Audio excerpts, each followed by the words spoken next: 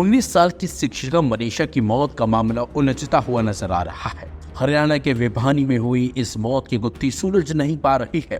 परिवार, गांव वाले इसे सीधे सीधे मर्डर ही मान रहे हैं, जबकि पोस्टमार्टम रिपोर्ट्स इस केस को अलग ही एंकर दे रही है। सीएम नायाब सिंह सैनी से लेकर बीजेपी के नेताओं के मनीषा की मौत को लेकर लगातार अलग अलग बयान सामने आ रहे हैं। ऐसे में सवाल उठ रहे हैं कि क्या सरकार को मनीषा की मौत का राज पता है? इसी बीच विधानसभा के मॉनसून सत्र में कांग्रेस इस मामले पर हंगामा कर चुकी है। लगातार हो रही राजनीति से परेशान होकर मनीषा के पिता संजय वीडियो जारी कर राजनीति न करने की अपील कर चुके हैं। इसी बीच दिल्ली एम्स में हुए पोस्टमार्टम के बाद फॉरेंसिक जांच के लिए सैंपल भिवानी पुलिस को मिल चुके हैं। ये सैंपल सीबीआई को सौंपे जाएंगे। एम्स में मनीषा के शव का तीसरी बार पोस्टमार्टम हुआ था। पहली बार भिवानी अस्पताल और दूसरी बार रोहतक पीजीआई में पोस्टमार्टम करवाया गया था, लेकिन परिवार ने और गांव वालों ने इन पोस्टमार्टम रिपोर्ट्स को सिरे से नकार दिया।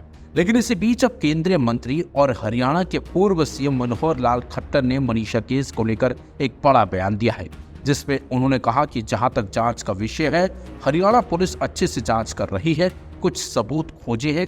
साथ ही उन्होंने कहा कि इस केस में किसी लोकल का हाथ हो सकता है। इसलिए उन्होंने इस केस को लेकर ऐसा क्यों कहा, और ये बयान अब एक अलग ही एंगल इस मामले को दे रहा है। जिस विषय की बात आप कर रहे हैं, उस विषय पर हरियाणा सरकार बहुत गंभीर है। एक घटना बड़ी दुखद घटना है। इस प्रकार की घटनाओं को एक चैलेंज के रूप में लेना ही चाहिए, लेकिन चूंकि एक दुर्घटना है, वो उस घटना में एक मृत शरीर का जैसा पोस्टमार्टम होता है, जैसा उसके पुलिस के साथ छानबीन होती है, उन सब बातों को लेकर के ठीक ट्रैक पर चीज़ें चल रही हैं। परिवार की संतुष्टि के लिए पोस्टमार्टम पहले हुआ तो उनका दोबारा कराना, दोबारा भी हुआ।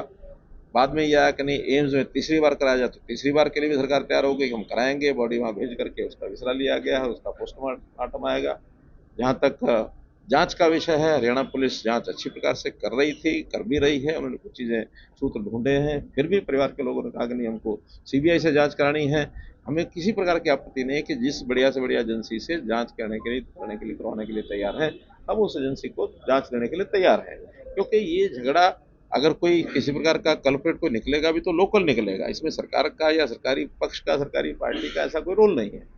आखिर हम चाहते हैं दोषी कोई भी, उसको सख्त से सख्त सजा मिले। ये सरकार का मुख्य काम होता है।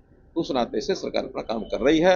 विपक्ष केवल राजनीति करने के लिए इस प्रकार का रोल। जबकि भिवानी के एसपी सुमित कुमार ने बताया था कि मनीषा की शव का एम्स में जो पोस्टमार्टम करवाया गया था, उसके फॉरेंसिक सैंपल भिवानी पुलिस को मिल गए। सभी सैंपलों को प्रिजर्व किया गया है। ये सैंपल सीबीआई को सौंपे जाएंगे। सीबीआई जहां चाहेगी वहां इन सैंपलों को जांच करवा सकती है, ताकि मनीषा की मौत का सच सामने आ सके। सीबीआई को पत्र लिखकर प्रपोजल भेजा जा चुका है। जांच कब शुरू होगी, इस बारे में अभी कुछ नहीं बताया जा सका।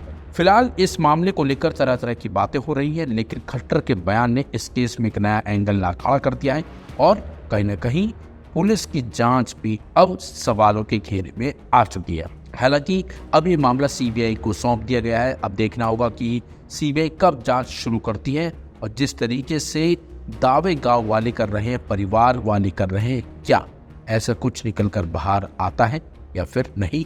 क्योंकि आपको बता दें, नर्सिंग जो कॉलेज है जिस पर आरोप लगे हैं, गंभीर लोग लगा रहे हैं, उनका बयान सामने आया है, जिसमें उन्होंने सिरे से सभी आरोपों को नकार दिया है। और तो और मैनेजमेंट जो कॉलेज का है, उसका कहना है कि मनीषा कॉलेज आई ही नहीं थी।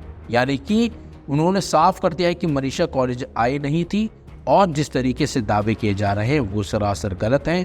कॉलेज की तरफ से कहा गया है कि 1 बजे तो कॉलेज बंद ही हो गया था। तो ऐसे में अब ये जो जांच का दायरा है, सीबीआई को बढ़ाना होगा, और सीबीआई जांच से ही साफ हो पाएगा कि आखिर मनीषा की मौत का सच है तो है क्या।